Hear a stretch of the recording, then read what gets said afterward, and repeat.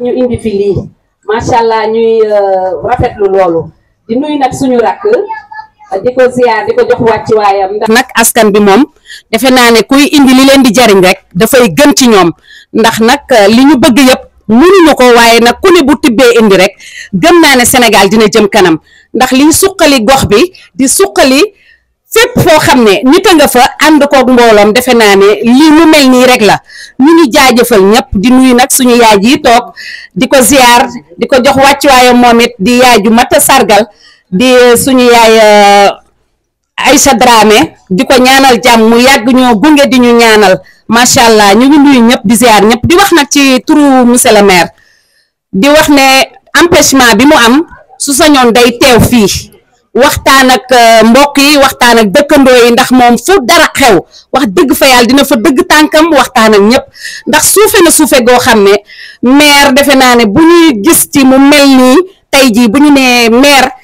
maire Cheikh Diop moo tax fu waay nekk rek mi ngi fay teg tànkam jàppale ko ak dooleem ak mën-mënam ci social ci lépp rek di ñuy jaajëfal maire Cheikh Diop di ko ñaanal jàmm di ko ñaanal wér ba li mu mën ren yàlla na ko mën déwén lu ko ëpp macha allah ñu ngi nuyu jigéen ñëpp nag macha allah sama jàmbaar yi nga xam ne fu ñu nekk rek il faut ñu ñaanal leen ndax nag ay femme de développement rek a fi nekk liggéey la ñu xam ak ñàkk jëriñu looloo tax fu ñu mën a toll rek dañ leen di ñaanal jàmm di leen ñaanal wér ak wérle di nuyu nag suñu kilifa gi nekk suñu kanam moom it di ko jaajëfal moom it di ko nuyu ne ko ñu ngi lay kontaane bu baax oyof gëla oyof ba egsi fii ñu ngi lay ñaanal jàmm ju wér yoo xam ne boo eggee it nga mën a wax li ñu fi wax yëpp macha allah ñu rafetlu ko bu baax ndax li ñu fi indi nag tey jii dafa naa ne jigéen ñi kontaan nañu ndax bu ñu nee développement jigéen ñi dañ cee am cër lool bañ nañ ko ba président daf ko jàppalee jigéen ñi jagleel leen ko wane leen ci lool nag ñu ànd seeg moom di ci def développement bu baax fii département de Pikine ñu ngi jël jigéen ñi di leen boole di wax ak ñoom di waxtaan ak ñoom naan leen ñëw leen ñu ànd ñu liggéey ndax loolu mooy suñu développement mooy suñu moo ñu jëmale kanam ndax loolu nag ci kaw loolu nag mama ñang bi ñu fi indee loolu Ablaye Famanta maa ngi lay nuyu sama càmmiñu bopp macha allah ñu ngi lay jaajëfal bu baax macha allah bi ka suñu rakk indee dañoo kontaan te xam ne jigéen ñi lépp lu ñëw rek seen loxo nga ca ñu ngi takku ñu ngi liggéey ñu ngi dugg ci bureau yi ñu ngi ci marché yi ñu ngi fépp taxaw tooguñu rek di xaar tey ji ku leen defal waaye lépp lu ñu am ñu ngi koy delloowaat ci biir kër yi kon nag dañuy jaajëfal jigéen ñi macha allah dañu naan jigéen ñi bu lépp baaxee rek ñoom la bu lépp naxsaayee it ñoom la kon yal na lépp baax ba ñu mën a jàppale kilifa yi ci biir kër yi dalal seeni xel jàppale leen taxawu leen loolu mooy tax ñu avancer si kanam ñu ngi leen di jaajëfal bu baax nag kàddu yi gudd na waaye ñu ngi nuyu suñu kilifa yëpp di leen jaajëfal di leen ñaanal jàmm fi ñu bëgg a egg ak lii ñu indi fii yal nañu yàlla defal lu kawe suñu njort ba ñu mën cee bénéficier wu quartier bi ba monde entier yëpp bénéficier wu ci ñu ngi leen di jaajëfal bu baax jërë ngeen jëf. di leen jaajëfal bu baax te di leen remercier ndax woote yomb na waaye woote ñu wuy si la moo gën a jafe yombut wuy si ngeen ma sagal ngeen ma waaye sagal ngeen koñ bi ndax lu mel ni ONG Safina jóge ba fu mu jógee am lu mu am ne yéen laa koy indil boo leen ñëwul woon mu ñaaw waaw donc loolu sant yàlla la man nag sama kàddu jotagul bu sama kàddu jotee dinaa wax mais dama bëgg indi témoignage tuuti ci la Boubacar Ba wax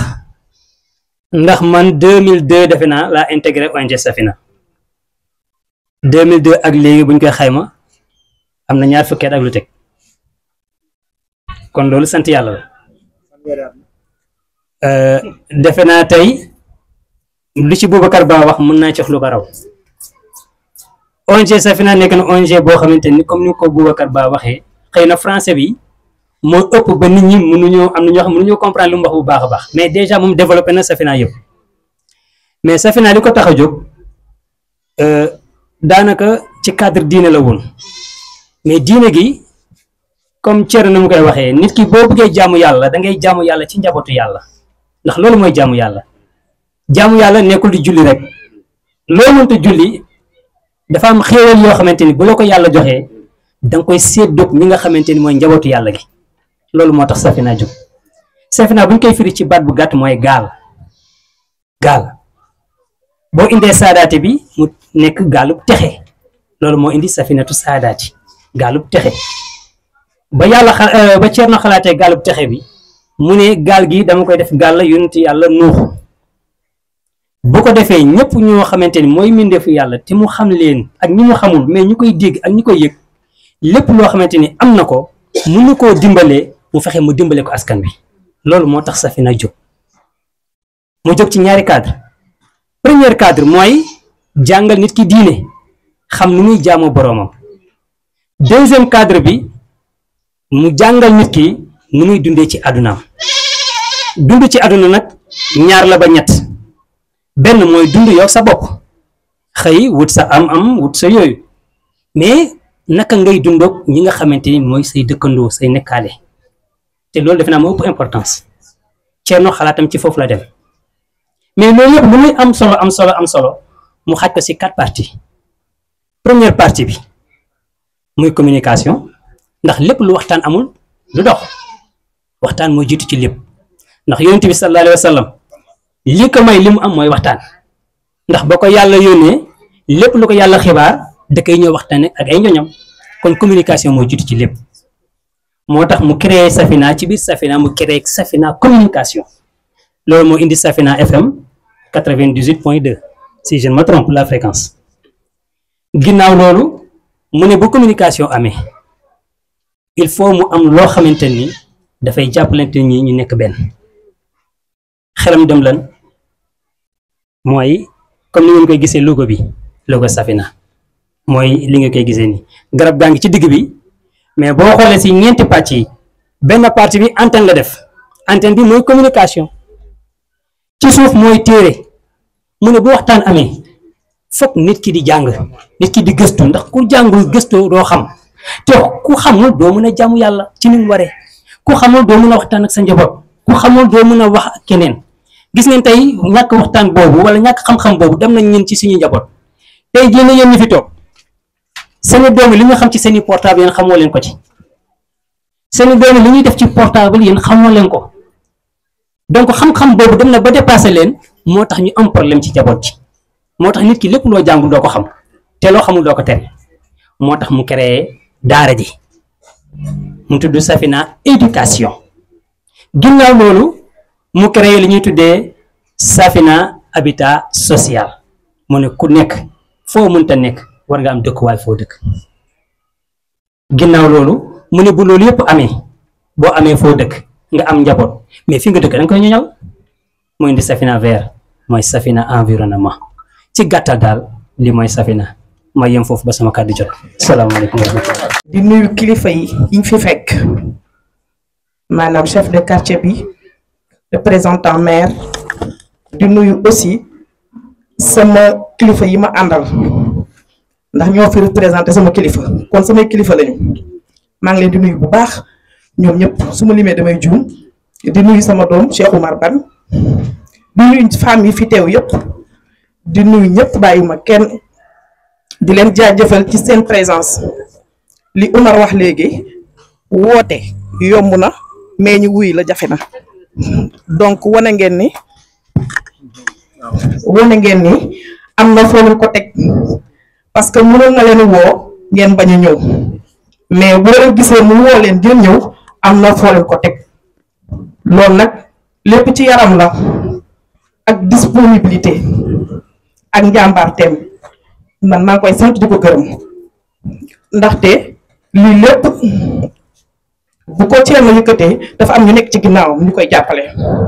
ndax benn loxo du tàccu benn lamit du yëngatu donc ñu ngi leen di jaajëfal bu baax bu ñu weesoo foofu ba ñëw tuuti ci groupement féminin yi maanaam li nga xamante ni ONG Safina mooy objectif am dajale groupement féminin yi jàppale leen ndaxte ku jàppale jigéen jàppale société parce que jigéen mooy société parce que jigéen ñi ñooy jàmbaari kër yi ñoo yor éducation xale yi ñoo yor lépp ngeen baal ma nag suñu kilifa yi mais kër bu taxawee jigéen moo tax donc boo jàppalee jigéen rek jàppale la jeunesse jàppale la ñëpp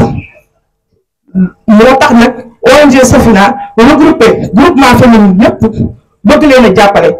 nit nag boo koy jàppale da nga koy wane yoon bi mooy won la naka ak nan la parce que nit mënoo koo financer te wanoo ko li nga ko nar a financer nan la ko nar a defee mooy formation yii agroalimentaire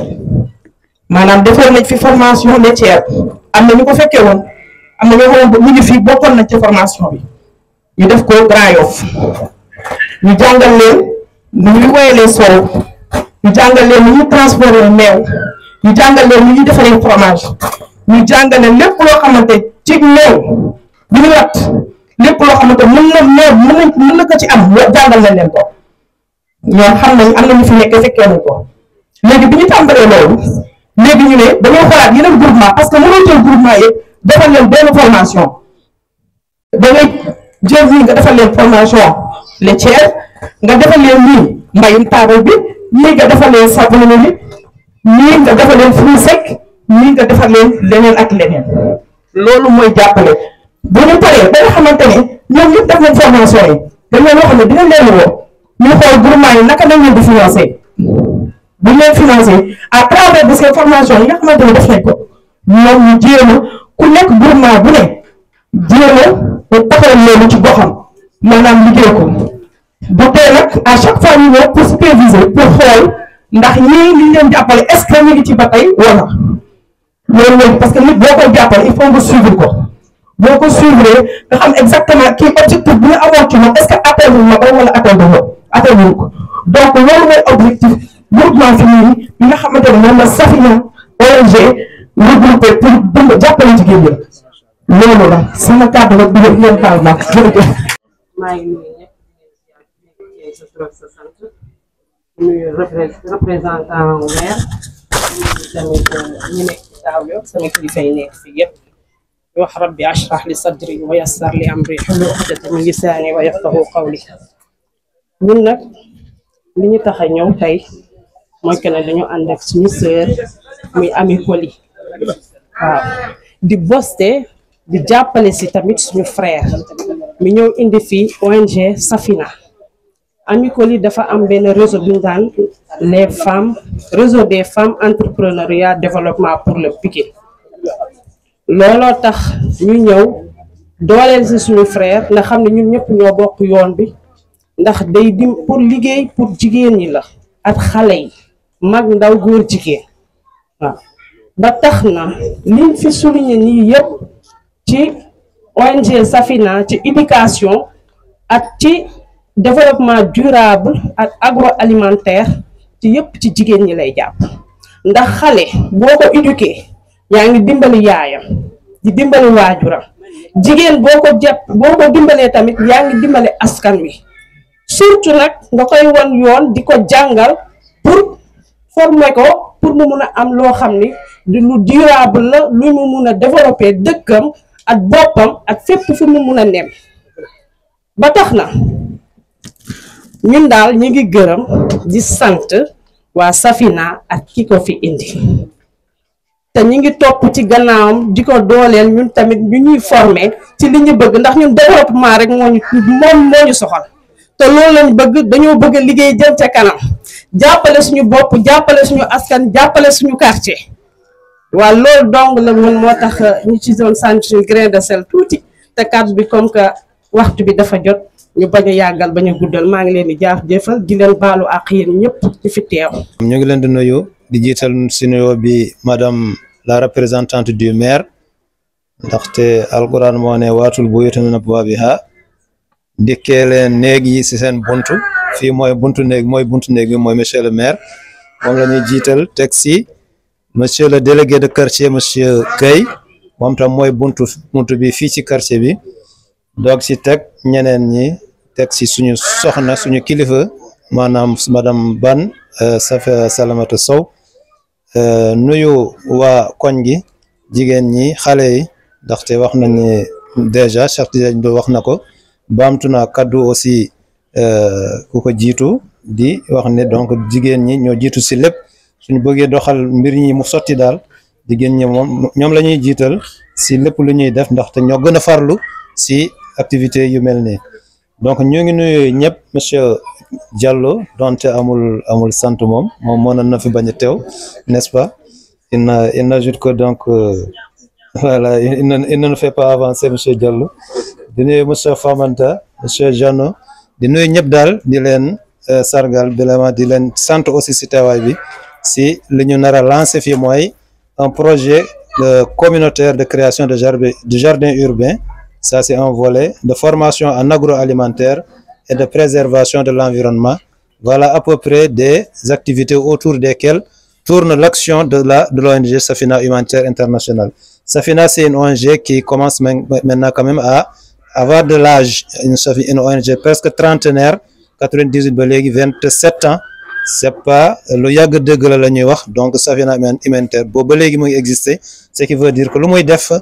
am na solo, lu muy def aussi ñor na ko ba sudul parce que sudul woon loolu fekk na bàyyi na yàgg na, donc 98 ba léegi mu ngi yëngatu di def ay activité, donc cela veut dire que Safina donc ONG bu dund la, ONG bu am farlu la, bu am yitte la, donc et inchallah ça va continuer. Donc l'ONG,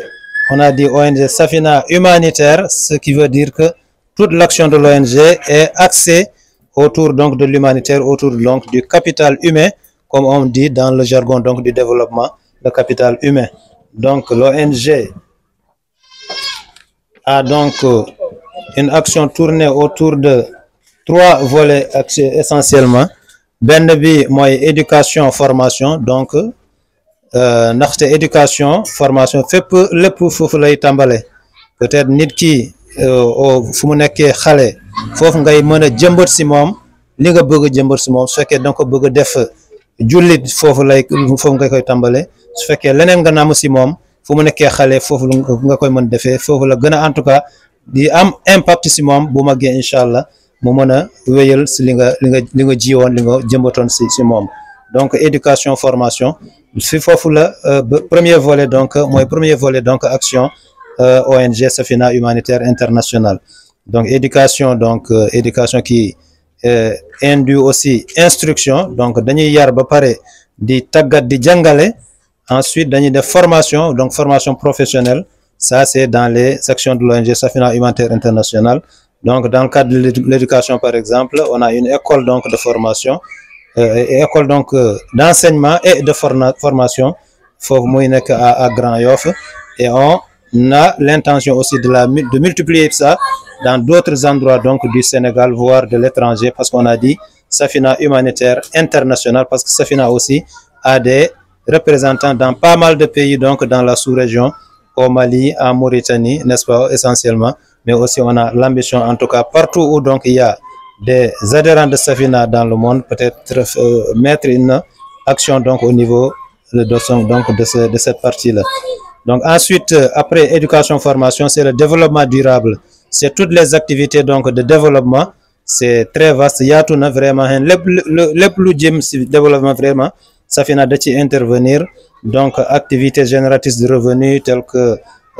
formation donc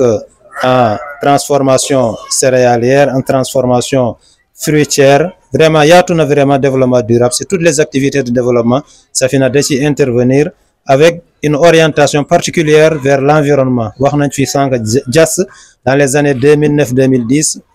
exécuté nañ benn projet bu am solo fële à JAS mooy gën a naatal donc dox gox bi si planter ay arbres, gën a aussi téyewaale suuf si ndaxte gisoon nañ ne foofu avec les pluies, le ruissellement des pluies da doon gas dëkk bi carrément, mais buñ fa defee intervention jëmbat fa ay garab, vraiment intervenir vraiment si rétention donc sol bi, vraiment gars waa JAS kontaan nañ ci trop, ba léegi ñu ngi yëngatu ay si projet boobu au niveau de JAS, et ça on a l'intention donc de démultiplier ça au niveau donc de tout le territoire sénégalais. Donc ça c'est le deuxième volet donc des actions de développement, des actions donc sociales aussi, parce que récemment aussi def nañu benn distribution de kits dans une dizaine je pense de daara à raison de 200 000 francs par daara, des kits donc sanitaires, donc un trousseau donc médical bu ñu distribuer ci daara yi pour 10 daara à raison de 200 000, donc la Safina l'a fait donc récemment dans des écoles coraniques. Donc, c'est le deuxième volet, donc, développement durable de l'action donc de Safina Humanitaire International. Le troisième volet, donc, c'est la communication responsable, communication, sensibilisation et éveil des consciences. Donc lépp luy yëngatu aussi si sa environnement, si sa société, si monde bi de façon générale, war na normalement war nga ci xam dara. Donc Safina aussi da si yëngatu day yëngatu si loolu di sensibiliser, di informer nit ñi s'il le faut, donc si li yëngatu si li xew si dëkk bi, si li xew si àdduna bi. Loolu aussi c'est donc une des actions, le troisième volet donc de l'action de Safina Humanitaire International. Voilà grosso modo donc l'action de Safina, la présentation de Safina Humanitaire International. On a dit donc unis donc pour bâtir, engagés pour servir. Tel est donc le credo de Safina Humanitaire International sous la direction de Thierno Hamidou Bane. Assalamu alaikum wa rahmatullahi wa barakatuh. Di nuyu imam bi su fekkee ma ngi fi. Di nuyu chef de quartier bi. Di nuyu monsieur le maire. Monsieur Diallo ñoom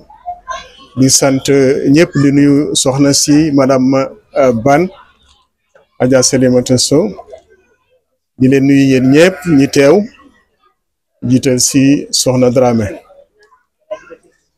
ñu ngi sant si teewaay bi ñu teew fii di wax si su fekkee ne attan nañ ko si turu Thierno Hamidou Bane mi nga xam ne moo sos ONG bi di Safina International. Safina International nag Boubacar Ba mi nga xam ne maa ngi ànd ak moom di secrétaire général bi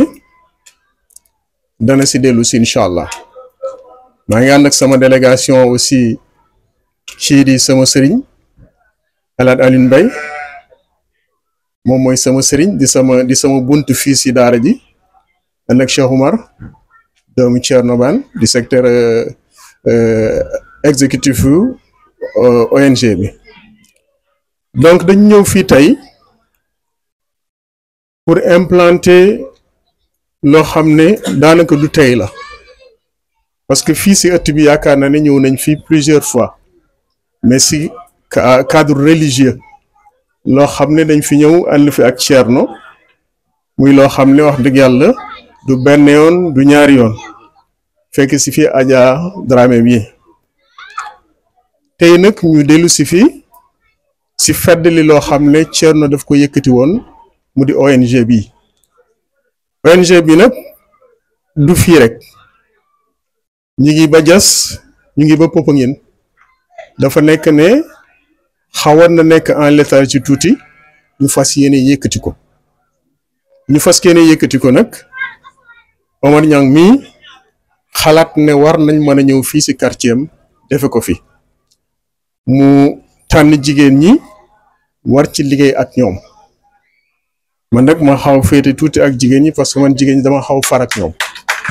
jigéen moom dama far ak ñoom mo sañoon lu ñuy def fii ci réew mi rek ñu jiital leen si donc non pas yi duñ ma mere parce que xam nañ ne ma ak ñoom ànd it donc duñu def li dul di sant Thierno dafa nekk koo xam ne xalaatam mooy lépp loo xam ne mu ngi koy yëkkati daf ko jëmali ci doomu aadama yi mu nekk koo xam ne it du lekk te bàyyi kenn comme li may wax Thierno Alioune Mbaye rek Thierno moom il a l'habitude de partager moom dafay partager ONG bi li ko yëkkati mooy partager rek xalaat na ne yàlla certes moo ñu sàkk ñun wàcc ñu ci àddina bi mais société bi ni ñu koy organiser si ñun la te boo bëggee organiser société boo xam ne nag yàlla daf ko ne daf leen ne bëggante leen seen biir ngay jiital mooy defar société du weesuwul dara lu du groupement yi donc groupement yi boo leen ko defaree déjà kenn ku ne sopp moroom kenn ku ne jege moroom kenn ku ne la nga yéene sa bopp nga yéene ko sa moroom donc li yëkkati ONG bi mooy defar rek Boubacar dina dellu si présentation bi ma gis loo xam ne man Tëngéej muy lu ma neex lool ay quartiers yoo xam ne au point de vue environnemental nekk ñu woon sax structuré wuñu ko woon sax quartier yi mais aujourd'hui soo demee si quartier yooyu fanaan la je vous assure boo demee non seulement amatul suuf mais en plus c'est plein de fleurs te loolu mën naa am si quartier yëpp donc li ñu bëgg a def nii weesuwul loolu parce que simplement environnement moo ñu tax jóg te environnement nag dafa jóge ci nit ki delluwaat si nit ki bu dul environnement bu jàkk nit ki mënul nekkin bu baax si au point de vue santé déjà c'est beaucoup donc li yëkkati ONG bi d'abord loolu la nga xam ne bu ñu leen encadrer non seulement si formation mais au point de vue environnemental au point de vue pépinière jardin public en cas defaraat sa dëkkuwaay formation profession aussi bookat dina si dellu si mais tout ça day dugg si cadre ONG bi Thierno moom loolu mooy xalaatam ba fa mu nekk ñëpp gis na la mu fa def école la boo xam ne jardin la démarré ba secondaire daanaka sax école la nga fa af Afrique rajo ngi fa télévision ngi fa donc il pense véritablement à la société te loolu rek moo ko ñor amul leneen lu ko ñor société bi rek la ñor lu mu amit lu mu yore daf koy delloowaat si biir société bi loolu moo waral lii ñu am ñi tey ñu yëg si incha allah donc li ñuy ñaan rek daal ñu commencé ko si biir bismillahi rahmaani rahim jeexale ko si alhamdulillahi rabbil alamin te ñu xam ne lii pour yéen la du pour ñun pour yéen la loolu leen ci def rek ñun nag li ñuy def mooy accompagner leen ba vraiment mu nekk une réussite totale et dañu wàcc si accompagner leen tous les jours incha allah su ko jaree on sera là donc du ñu gudd ñu arrêté ko fii rek te ñaan yàlla taxawuñu bi jaay seeni lu jour barke Cheikh na Ahmadou Tidiane